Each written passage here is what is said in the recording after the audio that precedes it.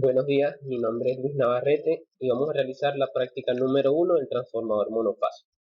Primero vamos a definir qué es un transformador. Un transformador consiste esencialmente en dos o más devanados interrelacionados mediante el flujo magnético mutuo. Si uno de esos devanados, el primario, se conecta a una fuente de voltaje alterno, se produce un flujo alterno cuya amplitud dependerá del voltaje primario y del número de vueltas. El flujo mutuo encadenará al otro devanado, el secundario, e inducirá un voltaje en él, cuyo valor dependerá del número de vueltas de ese devanado. Ahora vamos a pasar a la primera parte de la práctica, la medición de la relación de transformación. Como dice la práctica, alimentaremos el devanado en alto voltaje y mediremos su voltaje en el lado de baja. Luego dividiremos el voltaje de alta entre el de baja y obtendremos la relación de transformación. Armamos la siguiente figura que ven en pantalla y en este caso en el simulador la simulamos. Obtenemos los voltajes, vemos que en el lado de alta es 240 y en el lado de baja es 24. Por lo tanto, 240 entre 24, la relación de transformación es de 10 voltios. Vamos a realizar ahora la segunda parte de la práctica, medición de polaridad.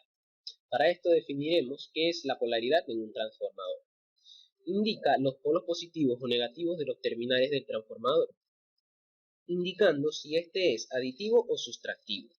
Una polaridad sustractiva es aquella en la que el embobinado secundario está enrollado en el sentido opuesto al primario, produciendo que los flujos se recten. Una polaridad aditiva es todo lo contrario. El embobinado secundario está enrollado en el mismo sentido que el embobinado primario, por lo tanto los flujos se suman.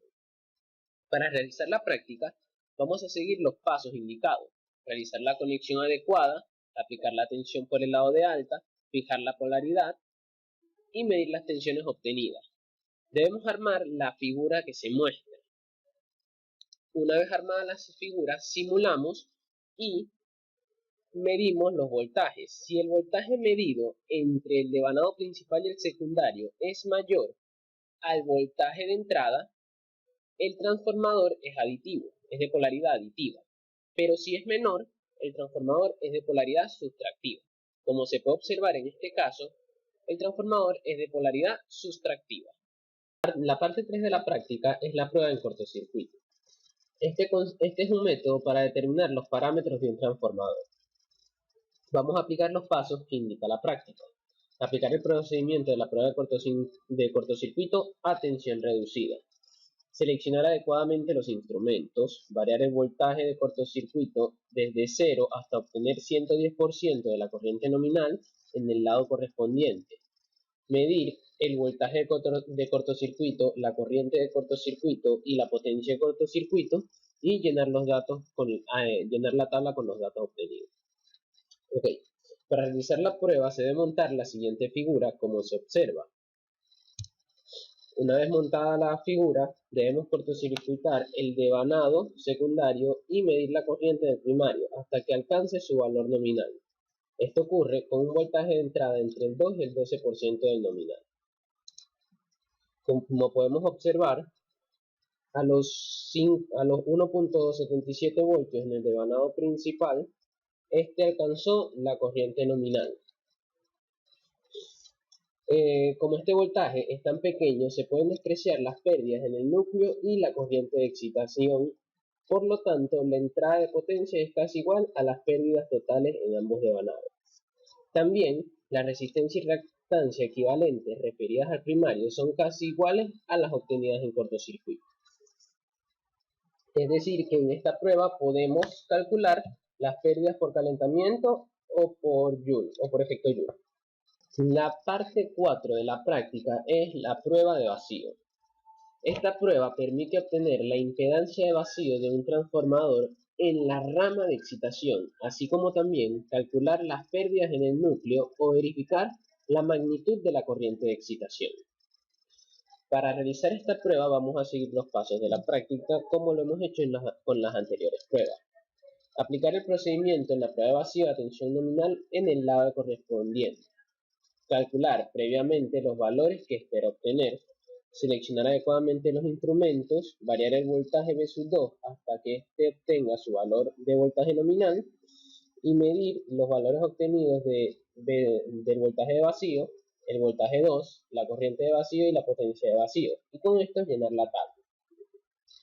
Para esta práctica entonces vamos a montar la siguiente figura. Montamos la siguiente figura, simulamos hasta que V sub 2 tenga su valor nominal, que como ya lo hemos visto anteriormente es 24 voltios. Por lo tanto, realizamos las mediciones necesarias y con estos valores rellenamos la tabla. Como no tenemos un potenciómetro, simplemente multiplicamos el voltaje por el valor de la corriente y obtenemos la potencia. La última parte de la práctica es el transformador en carga. En esta parte de la práctica se busca estudiar el comportamiento del transformador a plena carga y a cargas distintas de su nominal.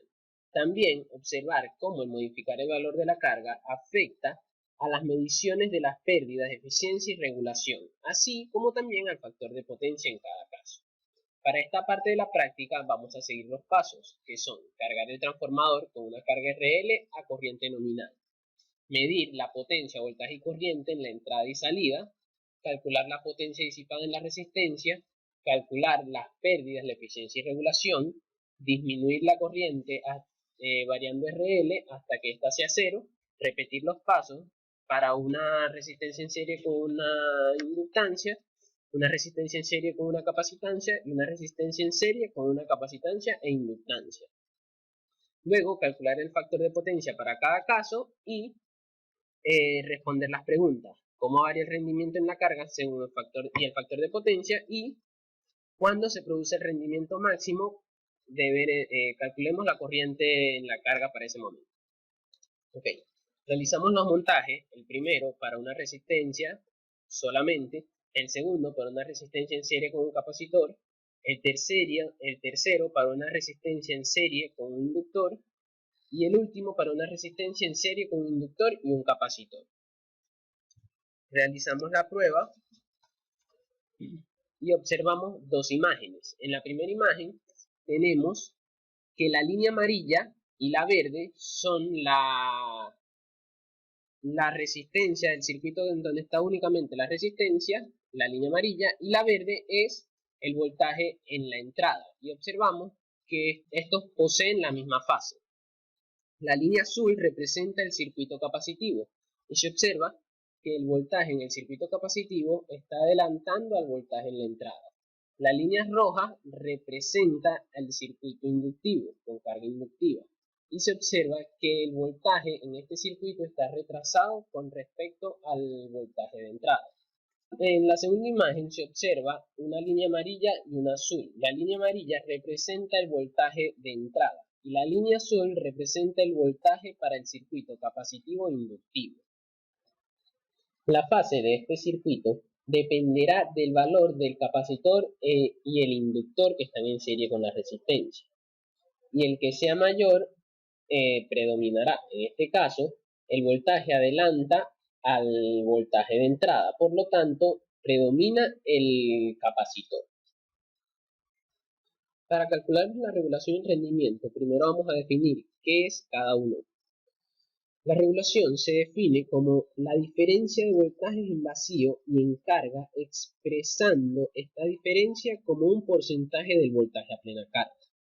Y su fórmula es el voltaje de entrada menos el voltaje de salida dividido entre el voltaje de entrada multiplicado por 100 para expresarlo en forma porcentual. El rendimiento es una variable que depende de varios factores y tiene gran importancia por el valor económico que éste aporta, tanto comercial como ambiental. Su fórmula es la potencia de salida entre la potencia de entrada. La potencia de entrada es la potencia de salida sumada con las pérdidas existentes.